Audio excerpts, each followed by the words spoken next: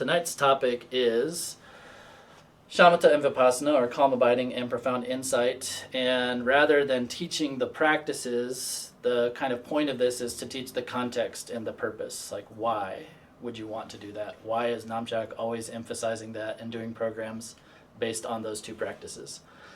So it's more of a kind of a context, benefits, maybe trying to let you know why we emphasize this so much, but also to maybe help generate some enthusiasm in you that maybe these are qualities that you might want to generate in your own practice. The qualities of calm abiding and profound insight, which are also the names of practices. They're also descriptions of qualities of mind that are developed through the path. So to get started, I'm going to be basing some of my discussion tonight on this book, which you can't really see the cover very clearly because the camera's kind of far away, but I'll tell you the title.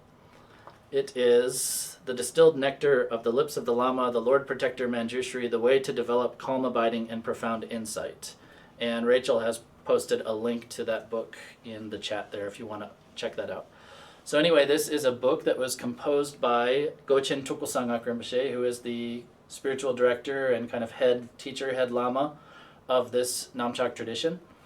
And is the spiritual director of both AWAM International and the Namchak Foundation, which are sister organizations based here in Missoula.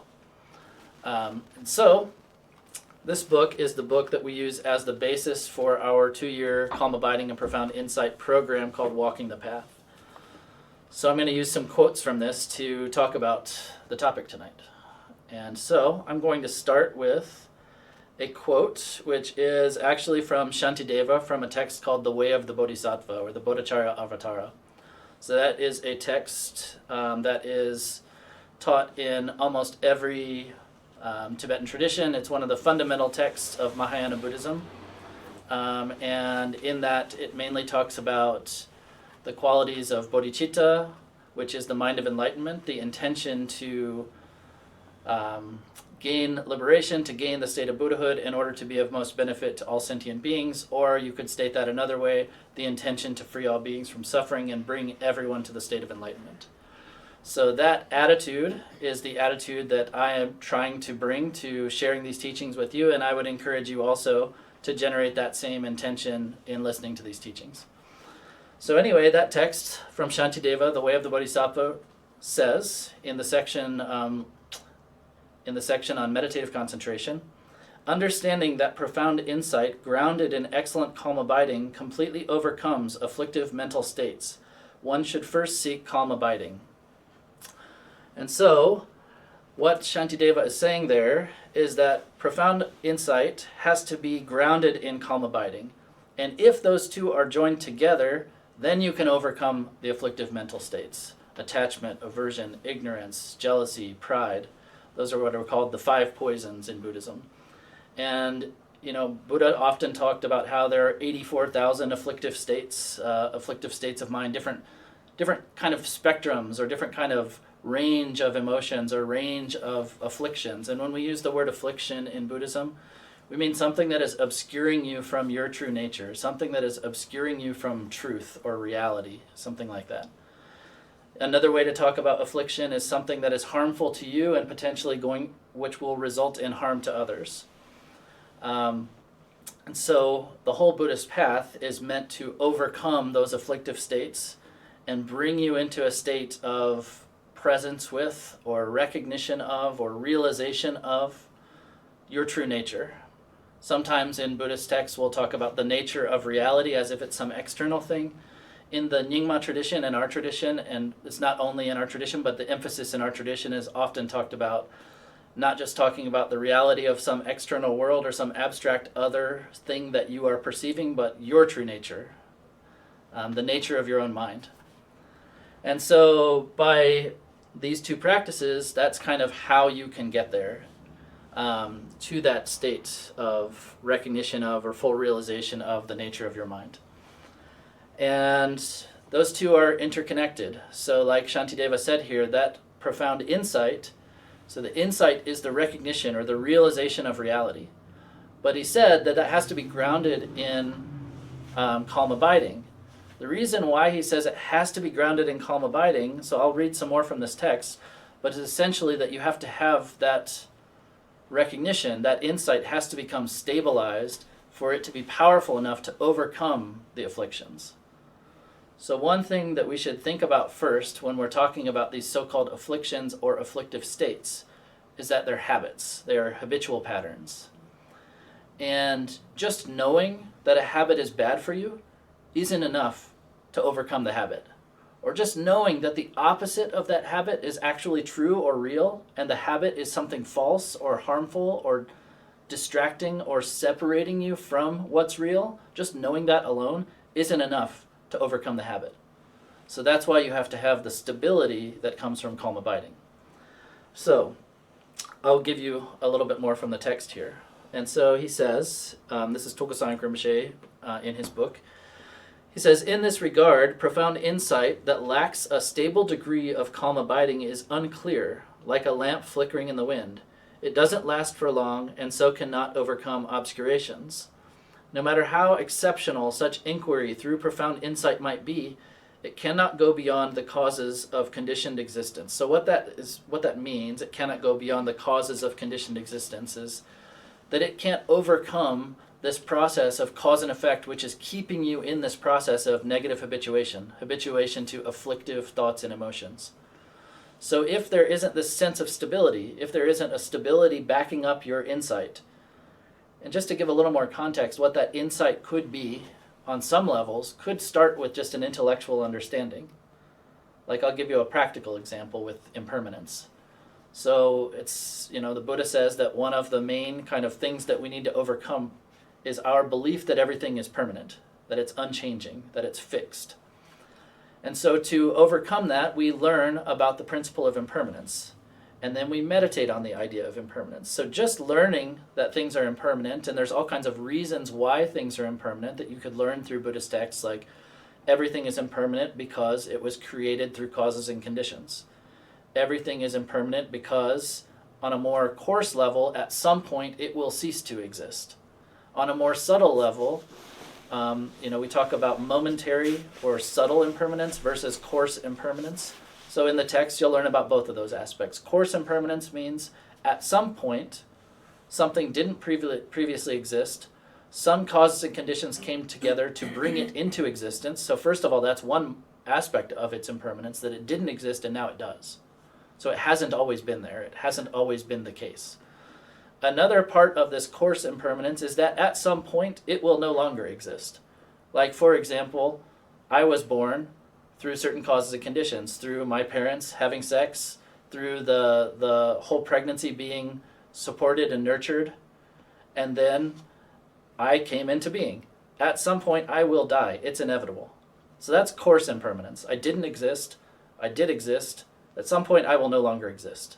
So that's coarse impermanence. So now I have an intellectual understanding of coarse impermanence, right? Just that intellectual understanding. I've thought about it, I've read about it, I've learned some logical reasons. It's proved to me. I literally believe it.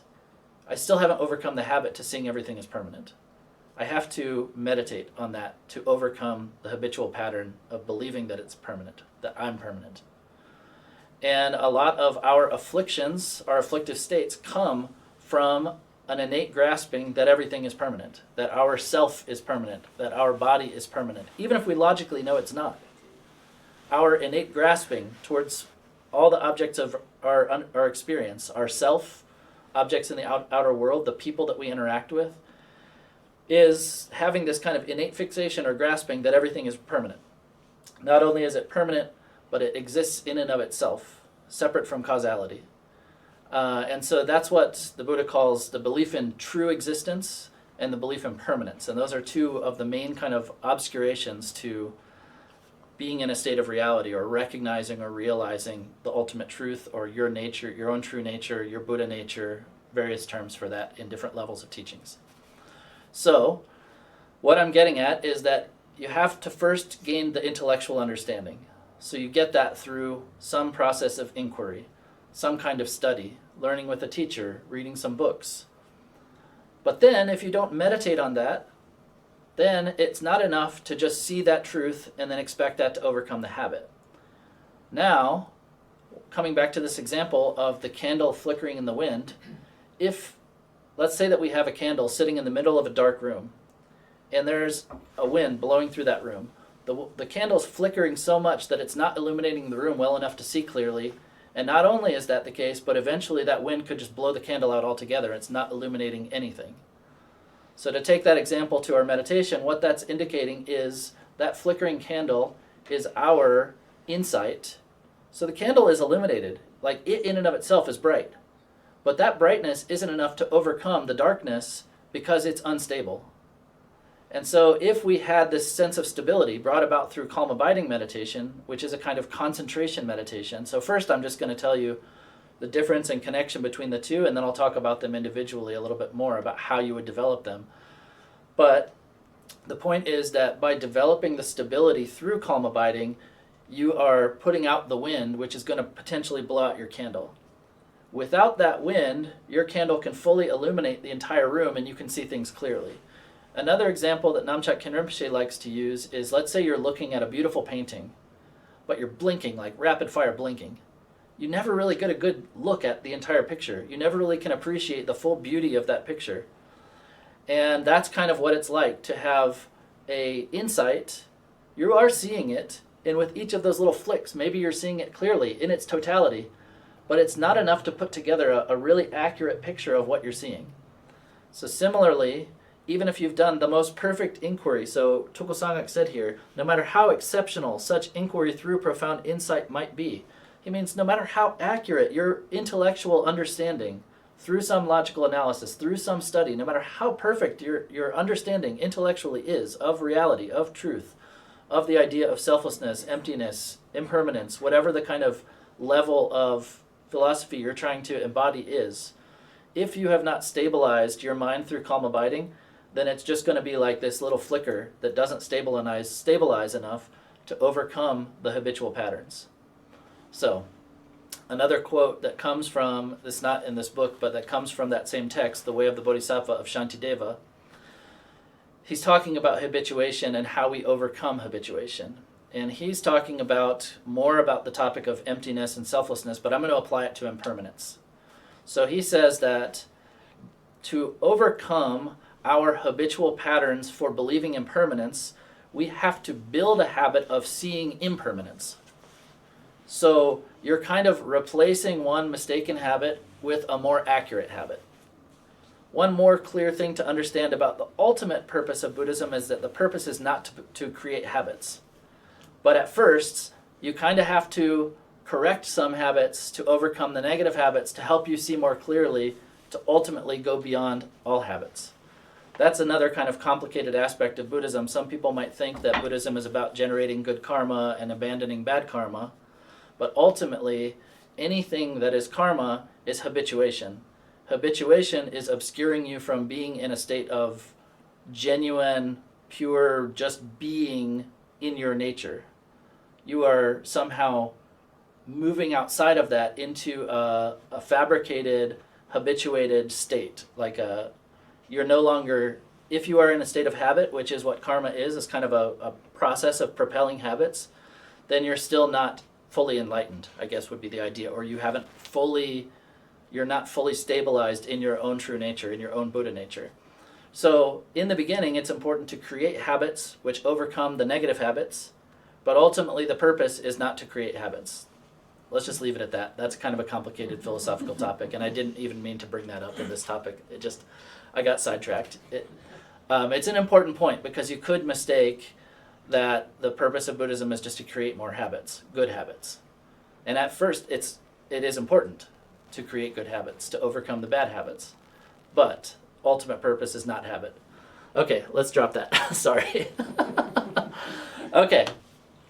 Now that we've kind of talked a little bit about why that's important, why you need the calm abiding to develop the insight, I want to talk a little bit about calm abiding itself and a little bit about how the insight helps to overcome the afflictions. Because I just said it would, and right now, maybe you're just saying, okay, maybe, but you don't actually believe that, or maybe you're just saying, yeah, I agree with you just blindly, but that's not a very stable basis for your belief, to just blindly accept what other people say.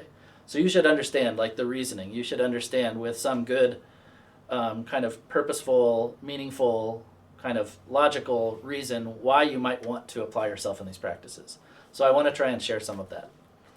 So, calm abiding, in and of itself, according to Buddhism, cannot completely overcome your afflictive states of mind. It cannot destroy your ignorance. It cannot destroy your anger. It cannot destroy any of your afflictive states. What it can do is make your mind calm and peaceful and focused and single-pointed, but in that state, what is happening is that all the concentration of your mind is getting used to focusing in on one point, that there's no energy of your mind to be distracted into those kind of thinking, into that afflictive thinking. So if you stop meditating, and the power of your meditation isn't such that it's carrying on through the whole day, which most people's isn't, those thoughts can just pop right back up. You haven't done anything about overcoming them from the root. You've only kind of, in a way, and I don't mean this in a modern Western psychology way, you've kind of suppressed them. Not in a sense of trying to intentionally block them, but you're doing a technique of meditation which is not allowing the energy of mind to stir into those avenues of thought or expression. Okay, does that make sense? So when you're really focused in on one thing, your mind can't be thinking all these other things. Okay? So that's what calm abiding does. And it also, it takes a long time to develop that kind of more sharp focus. And that's why we have a program, this program that this book's based on, the Walking the Path program. You do only calm abiding meditation with some various techniques for an entire year. And then hopefully by the end of that year, you get to a point where you go through different stages of calm abiding. So I'm just going to describe those really shortly. So you start by doing a practice on focusing on the breath. There's a specific technique on how to focus on the breath, so I'm not going to get into the specifics of the technique. You could learn that, I'll do another Intro to Calm Abiding meditation course in the fall at some point, or in the Walking the Path program if you decided to join that. So anyway, you do a practice for focusing on the breath, and that is not a so-called main practice. That is what we call an antidote practice. So it's kind of like a tool in your toolkit that you're going to use later all the way through your whole path. But in the beginning, you have to train to get used to using that tool, or else it's not going to be a useful tool. If you don't know how to use it, let's say you're on a work site and someone gave you a brand new fancy tool, and you're excited about the new tool, but you actually don't know how to use it. When you're out there on the work site, that tool's not useful to you. So in the same way, you have to train with this breath practice in the beginning. So we have people just do this for a few days or a week or something like that, just to get used to it enough that it's going to be a useful tool down the road. And it's literally referred to as the antidote to thinking. And what that means is, let's say you're doing the so-called main practices, which in this, I'm going to explain in a second, you're focusing initially on an external object. And by focusing on the external object, you're working with that, but from time to time, your mind just won't sit still. And you can't really get settled. So at that moment, you use the breath practice as a so-called antidote to thought. You have that tool in your toolkit, and you pull it out for that moment. So that helps you calm down and kind of center and make your energy kind of calm to the point where you're ready to go back into the so-called main practice of focusing on the object. So in this program, we have people go through a few days of doing that practice, and then they move on to an external object. And in this Walking the Path program, just to give a little bit of overview of the way some of the programs in Namchak work, we have some programs that are a little bit more, we use an example of a funnel. They're kind of the top of the funnel, meaning that they're kind of open to anyone who might be interested in any kind of mindfulness and meditation. And there are some programs that are a little bit more specifically Buddhist as you might come down the funnel. And so the Walking the Path program is getting pretty close to the bottom of the funnel. Even if you moved into the second year of the Walking the Path, which is the insight section, you actually can't go into that section unless you are ready to formally become a Buddhist. There's like a ceremony, like a ritual of taking what's called taking refuge or going for refuge. So anyway, my point is that when we use an external object in the top of the funnel programs, we use a more neutral object. It's just a kind of a random image. Or you could use a stick or a rock or anything. You could use a spot on the wall. In this program, we use a picture of the Buddha. It's not this picture. I have another picture that I give to students. And it's not just a random picture. It's a picture of the statue of the Buddha that is in Bodh Gaya in India, the place where the Buddha attained enlightenment, and that picture is consecrated by one of our lamas. So it's like, it's kind of like a holy object of sorts, you could say. So anyway, you focus on that picture in various ways, sometimes on the entire body, sometimes at the point. There's a point in the middle of the Buddha's forehead you'll see on pictures of the Buddha. Some people call it the third eye. It's not exactly that, but anyway, there's a spot there that you could focus on, a spot at the very top of the crown of his head, a spot at his throat, a spot at his heart. And so you focus in different ways for different prescribed periods of time. We give people a calendar of going through this. So anyway, by the end of 6 months, people are usually pretty stabilized. They can do something like 10 minutes of fairly undistracted calm abiding, or even more, hopefully more, more like 10 to 15, something like that. Not everyone gets there, and that's okay, and you can still move on, but that's kind of the goal, is to get somewhere in that range. And that also just depends on everyone's level of enthusiasm, how much practice they put in every day. The next stage is to move to objectless calm abiding. So in the objectless, first you use a visualized object, no longer a physical object, and then after a few months with a visualized object, you drop the object altogether and go to completely unsupported, no object calm abiding. So at that point, you don't need anything to meditate anymore. You don't need a picture, you don't need anything. You can just sit and hopefully just be able to tap into that kind of attentive, concentrated awareness. Then so we've done now 1 full year, so 6 months with an object, 6 months with half using kind of a visualized object and half using no object. Then we move into the insight section. So, in the ideal world, by the time you get to the insight section, you would be able to sit undistracted. And when I say undistracted, I don't mean that there's no thoughts in your mind at all. That's not going to happen for most people. It'll only happen sometimes in little kind of flashes of meditative experiences or something like that. But by and large, undistracted, meaning that you didn't forget that you were meditating, that you got so caught up in thoughts that you forgot what you were doing. So there are still going to be thoughts coming up kind of peripherally, and you kind of notice them and recenter. But if you get fully lost in thought, that's what we would count more as like full-blown distraction. So like we're shooting for being able to, maybe not every time, but like fairly consistently being able to sit for 10, 15, even 20 minutes without falling into that full-blown distraction before moving into Vipassana. And we're not like super strict about that, but that's the ideal. That's kind of like what would be an ideal kind of support for being able to go into Vipassana. So then, that's kind of calm abiding in a nutshell, is like that's how you would do it. And I'm not going to go into the specifics of the instruction. There's way more to it than that, and we don't have time for that tonight. But just to give an overview of what that's going to do is like, so imagine that your mind is like an unfocused flashlight. It's just the beam is completely dispersed. It's shining on everything. So in the same way, like our minds just want to go after everything. Like they want to jump towards every thought. They want to think about everything that we see and think and hear. And we're fully habituated to just letting our mind go. And what we're doing is like focusing in, like twisting that dial on the flashlight and getting our attention really narrowed in that we can keep all the power. Imagine that our power of our mind is 100%. And right now it's 100% like dispersed everywhere. And we're working towards getting more and more of that percent focused in on a single point. And then once you get focused in on a single point, then we kind of allow that 100% to be maybe a little bit more softly focused but still focused when you're using a visualized object.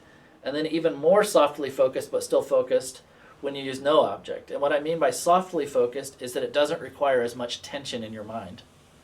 At the beginning, if you're not holding kind of tight with concentration, then the meditative object just slips away. You slip right back into thinking.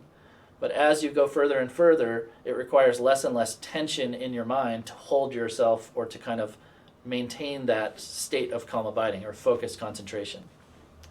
So anyway, that's what we're working towards, is going from like full-blown scattered mind to focused mind to focused but softer mind, maybe something like that. So then, insight. So insight into what? So the Buddha's path is said to be, and the Buddha said, my path is a teaching that liberates by seeing. Seeing what? And how would that work? Liberates you from what? And how would you be liberated something by seeing something? What is it that you would be seeing, and by what mechanism would that seeing free you? So, the idea is similar to what I was talking about with permanence earlier. If you think that things are not permanent right now intellectually, or if through reading and some inquiry you kind of become convinced that things are not permanent, and you meditate on that, then your kind of instinctive fixation on things as being permanent, like we all get disappointed when things change, when something suddenly changes, in our life, when something we thought was always going to be the case is no longer the case, when a friendship changes, or betrayal happens, or someone passes away unexpectedly. We experience a lot of suffering because of all of those changing circumstances. On a more subtle level, let's not talk about that more subtle level. That was just going to be confusing for now. Let's just talk about that in general. So, one way that we are so-called liberated by seeing is that when we see reality more clearly in the sense of everything being impermanent, we no longer have to experience the suffering that is incurred by being disappointed when things are exposed as being impermanent. Like we think things are always going to be the same way, and when they're revealed to not be that way, we experience a lot of suffering because of that. But if we are seeing things more in accordance with reality, that they are impermanent, then the more we habituate ourselves to that kind of seeing, the less suffering we're going to experience when that revelation happens, that things are no longer the same as we thought they were always going to be. So on another level, Ken Rinpoche always gives an example about the strength of our attachment to things has very little to do with the things in and of themselves.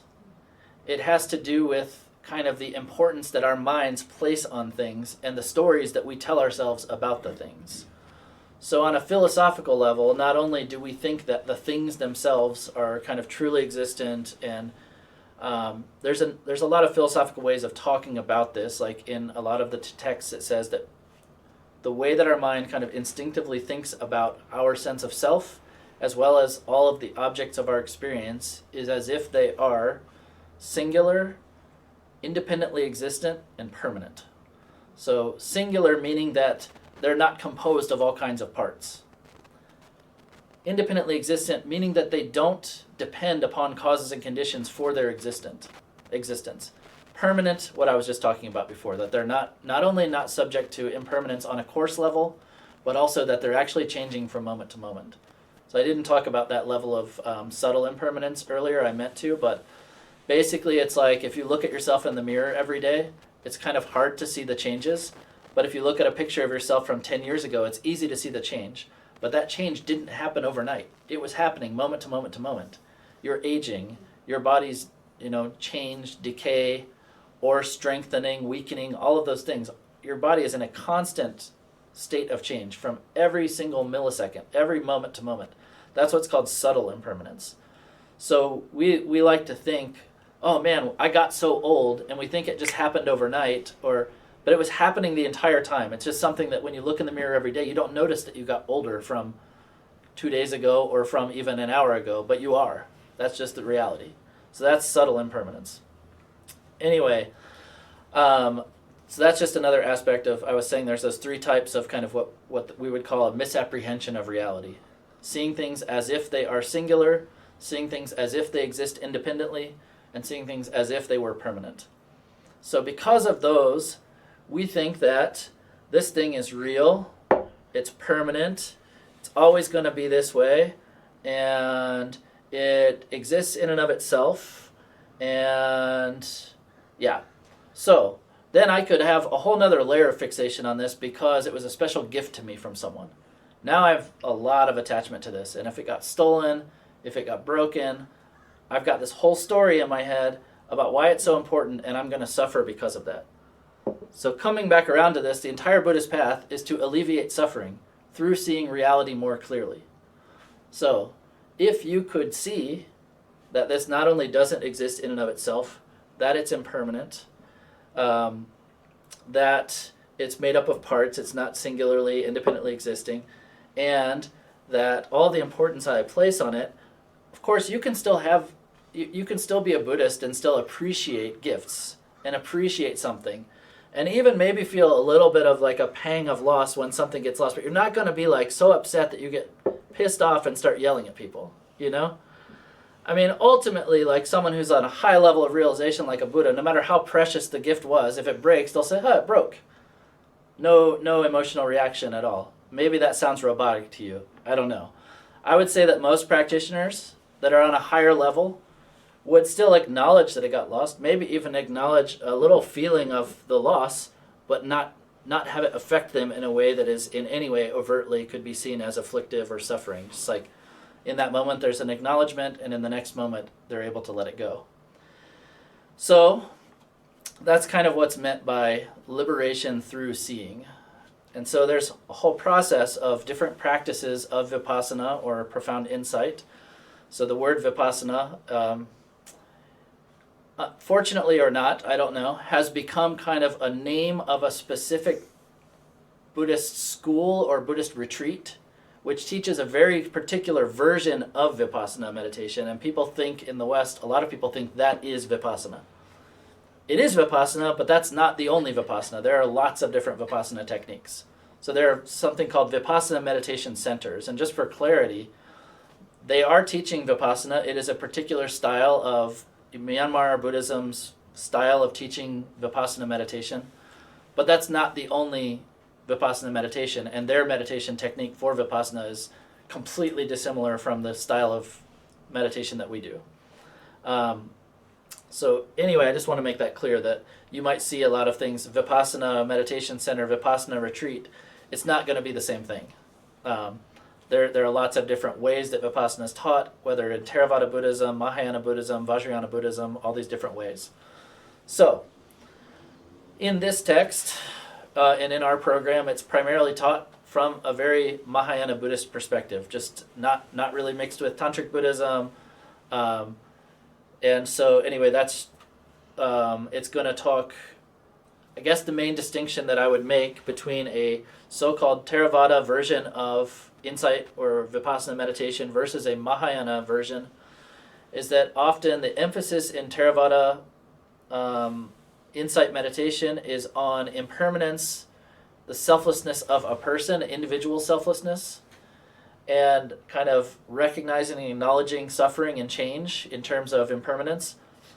And in the Mahayana tradition, we don't stop at only impermanence and individual selflessness. And when I say selflessness, I don't mean that in a Western Christian sense. In the Buddhist sense, what the word selflessness means is that the idea I have of myself, like I as Justin, is an illusion. I can talk a little bit more about that, but that's not really the point of getting into the details of that tonight. But basically that when I think I, or when I think Justin, I'm just kind of imagining that there is something that exists above and beyond my body and mind and feelings. And I think that that's like me. And I have a lot of fixation on that. And according to Buddhism, that's the main source of our suffering. So, in Buddhism, we go through process, in Mahayana Buddhism, we go through a process of not only trying to see this, the absence of that individual self, but also, this is kind of funny terminology, we talk about the self, if you talk in technical terms, of other phenomena. It's not really self, it's more like the identity or the independent existence, like what I was talking about before, that things don't exist in and of themselves. If you thought that things exist in and of themselves, according to Buddhist and yogic philosophy, you could call that an idea of a self, or self-existence, you might want to say. So anyway, in Mahayana Buddhism and in our tradition, we go through and do an examination and meditation on the absence of a personal self, that is like the sense of I, or me, and any object of my perception, like any objects that I perceive or experience, like this glass, or the person in front of me, my own thoughts and emotions, things that I experience as not me, but mine, like my friend, or not necessarily mine, but like objects that are seen by the me, even though the me itself, according to Buddhism, doesn't truly exist. I think there is a me beyond my seeing, But actually, according to Buddhism, all there is a consciousness which is seeing and understanding things. And then on the basis of that, I think I'm seeing. According to Buddhism, that I doesn't actually exist. It's just an illusion. It's just an idea we have. Because of that, we suffer. So, that's kind of the main topics, and I'm going to go into and read a few more kind of quotes from this text to talk a little bit more about this. So that's kind of how the practices work, and I don't know that I fully convinced you, but according to Buddhism, why they work. I guess more to the point would be to get into more details about why the so-called false beliefs create suffering. And then if you believed that, and you believed the mechanism by which seeing their reality would undo that, maybe you would be convinced. I'll talk a little bit more about that, but I think that's kind of the main point, or one of the main points that I want to make tonight. And of course, you're coming to this from your own perspective. You may already be a card-carrying Buddhist, or you may just be curious. My job is to try to explain this to you as clearly as possible so you could decide if you want to engage in these practices or not. So I would like to think that when people come to a talk like this, that they're coming with an open mind of inquiry, hopefully to either check something out and really have enough understanding and enough information to decide if they think it's something worthy pursuing or not, or they're coming as someone who's already in the tradition wanting to maybe clarify their own understanding. Let's come around a little bit to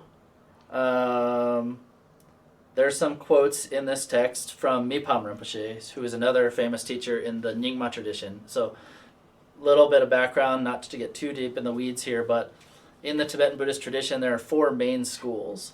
Of those, the Namchak Foundation's programmings, the Namchak lineage, is a sub-tradition, sub-tradition in the Nyingma school. So you might hear these words if you look into Tibetan Buddhism: Gelugpa school, Kagyu, Sakya, Nyingma. Those are the 4 main schools. It's too much information for a lot of people. You're not interested. You just want to hear about meditation. That's okay. Don't worry about it if this is all just washing over you. It's really not that important. But for some of you, you may want to know. So anyway, in the Nyingma tradition, this guy Mipam Rinpoche is a very important figure. He wrote a lot of the important texts that are studied in the monasteries.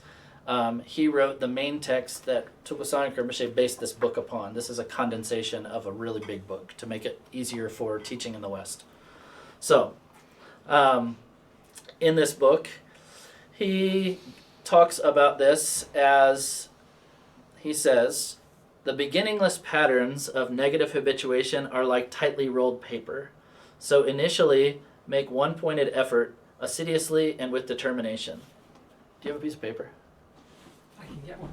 Okay, we don't need to show you the example. I can just tell you, and I think you'll all understand. If I rolled a piece of paper up really tightly, it doesn't just want to lay flat again. So that's an example that's used in Buddhism a lot. Or if you crumpled a paper in your hand, it's really hard to make it flat again and eliminate the wrinkles in the paper. So that's kind of an example that they give of habits in Buddhism. Once you're kind of moving in the direction of that habit, it's really hard to undo the habit. So even if I have this rolled just for a moment, it's already like curling that way. And to undo it, I can try and curl in the opposite direction. And maybe I fixed the one, but now I've even set the habit in the opposite direction. And like I told you before, you're not shooting for habits. You're shooting for the undoing of all habits. But in the beginning, there are some habits that are better for you and some that are worse for you. So like these afflictive thoughts and emotions and negative thoughts and actions are going to obscure you more. They're going to make you, see, now I curved it the other way. Now I've got a positive habit, which is more helpful, but it's still not reality. Okay? So, the first point is that it's hard to undo the initial habit in the first place. Habits are like tightly rolled paper. When it's really tightly rolled, it's really hard to undo that roll. It's really hard to get the paper to lay flat or to even switch it. So, he's saying that in the beginning, you have to work hard with one-pointed effort. So in the beginning, calm abiding feels really hard. I'm going to tell you that calm abiding is not in the beginning, it's not a very relaxing practice. It's a practice that requires some serious concentration skills and some serious kind of determination and a lot of grace for yourself, a lot of gentleness, because it's really easy to get disappointed and to get upset with yourself because your mind won't sit still. Hopefully, you have a teacher that coaches you through that and lets you know that that's natural and it's going to be that way, and you shouldn't even expect your mind to sit still yet. And you work through that with some grace and some patience for yourself. But, like it said here, he says, make one pointed effort assiduously and with determination. It requires that kind of determination to make it past that first level of kind of turbulence in your mind, to kind of break through to a point where you even feel that sense of calm, and then you can develop that more. So the first stage is the most hard. In the more detailed teachings on calm abiding, we talk about 5 meditative experiences that happen. And they all are given with examples of water flowing at different rates. The first one is called the experience of movement. And the example is water turbulently cascading down a waterfall. And that's how you will experience your thoughts. When you first try and sit down and meditate, it's like, holy moly, I've never thought this much in my whole life. I got worse by trying to meditate. Seriously, most people get that experience. And it's really important in the beginning to recognize that you only are having that experience because you're meditating. That is a meditative experience. You were never aware of how much you're thinking and how active your mind is until you sit down and try to do something else. Try to kind of sit still. It's only when you do that that you recognize that your mind's always been that busy. So it's actually a really good thing to have that experience, even though in the beginning it can feel kind of overwhelming or disappointing. So it's important to get from that first stage to the next is one of the hardest leaps. And it requires the most kind of effort and determination and, in a certain sense, like a real consistency in practice. So once in a while isn't going to build the habit to overcome that. And Ken Rinpoche always says that that's the moment where most people give up. So if you can push past that first stage, then it just gets easier from there. But that first stage is really important to have the determination and to acknowledge that everyone experiences that. It's not just you. And everyone that goes through this has to make it through that first stage. And if you make it through that first stage, that's a big win. It's a big success. And just to know not only that it's going to be that way, acknowledge that. Don't expect your mind to sit still, but also know that it gets easier when you make it past that. Those are really important things to know in the beginning. So, now, the next line in this, he says, if you lack perseverance, come what may, there will never come a time when you overcome your addiction to thinking. And so, I know that sounds crazy, but really that's what it is. I was talking in terms of habituation, but if you're really trying to bring your mind to a more calm state, you can think of thinking as an addiction in the same way that, any other kind of addiction in your life, potentially smoking, sleeping in, drinking too much coffee, drinking too much alcohol, any of those things are harming you. And from a Buddhist perspective, thinking all the time is harming you. Allowing unchecked thoughts and emotions to just constantly pull you here and there is a harmful addiction. And so here he says, if you lack perseverance, come what may. That's a really important thing to think about too. Those words, come what may. There's all kinds of things that happen in life. All kinds of busyness, all kinds of distractions, all kinds of responsibilities. But if you don't stay consistent with the practice and you allow the busyness of life and the distractions of life and all the responsibilities of life to throw you off the practice and not maintain a consistent practice, you'll never make it past that first stage. You'll never overcome that addiction. So he's speaking specifically here in the terms of calm abiding. So it's really important in the beginning when you want to make progress to stick with something.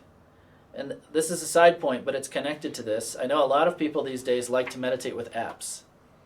And I think that's great for a certain type of person. But if you've done that for a while and you've found that it feels good when you're doing it with the app, but it's not really making you make progress in your path or in your life, it's probably because most people that I know who use apps They bounce around between meditations. They do this one this day and that one the next day and that one the next day and the other one the next day. They're not developing anything. You're not, and you're constantly relying upon this app to tell you what to do. So you're still like not becoming independent. You're not gaining the kind of positive habituation that I was talking about in terms of developing that calm and focus within yourself. You're still relying upon someone else to kind of guide you into calm. And then when you don't have that someone to guide you into calm, you can't reach that calm on your own in your life. So a big part of it is that to gain the so-called like supposed benefits, and I'm saying supposed because I don't know if you believe in this stuff.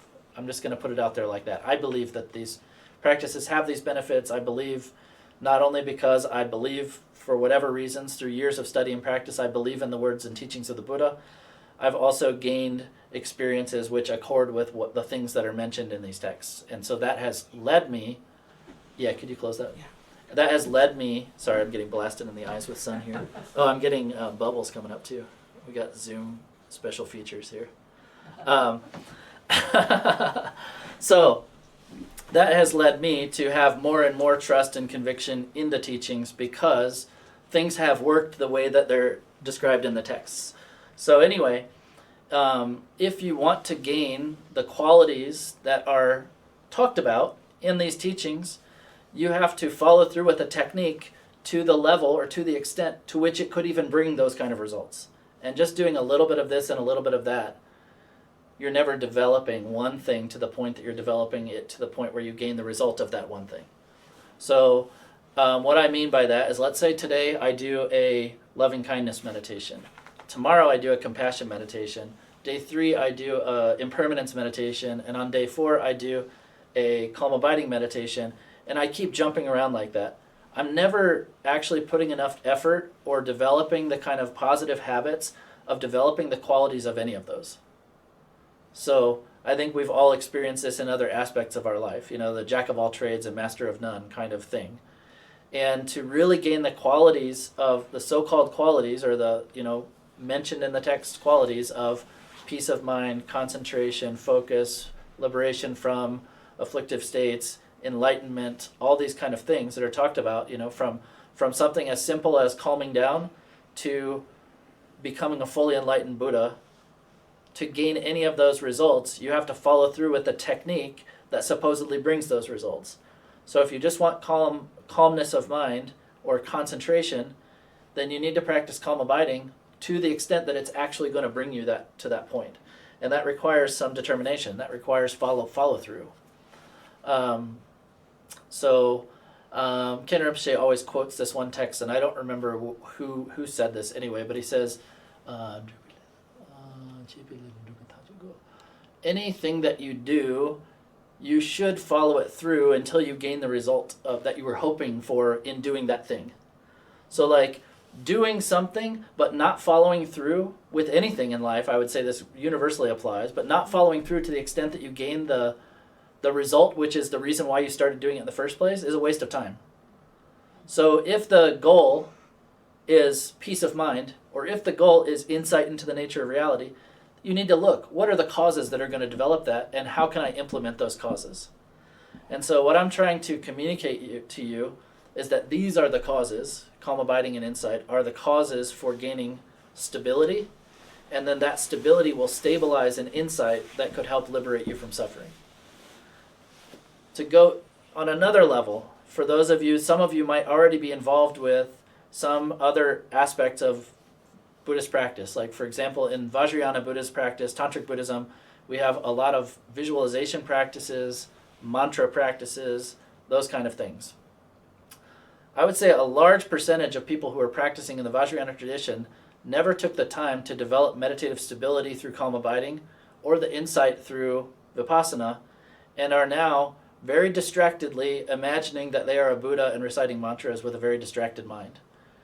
This is also, calm abiding and insight, going through a program like this, spending a couple of years really focusing in on these practices will revolutionize a person like that's practice. And I say that from experience. Ken Rinpoche also talks about this all the time. He had been doing retreats for years and years and years and years, 10, 12 years. every year. He studied in a serious, academic monastic institution for about 10 years. And in maybe his 7th or 8th year, he had already been doing a lot of retreats every year for a couple months. Different kind of Buddhist, tantric Buddhist practices, a lot of mantra recitations, visualization practices, all this kind of stuff.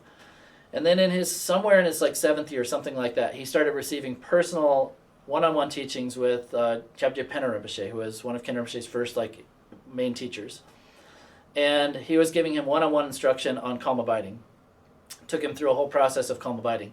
Ken Rinpoche said that after his 3 years of calm abiding practice, it was as if all the practices he had done before that were a waste of time, because he did it with a distracted mind.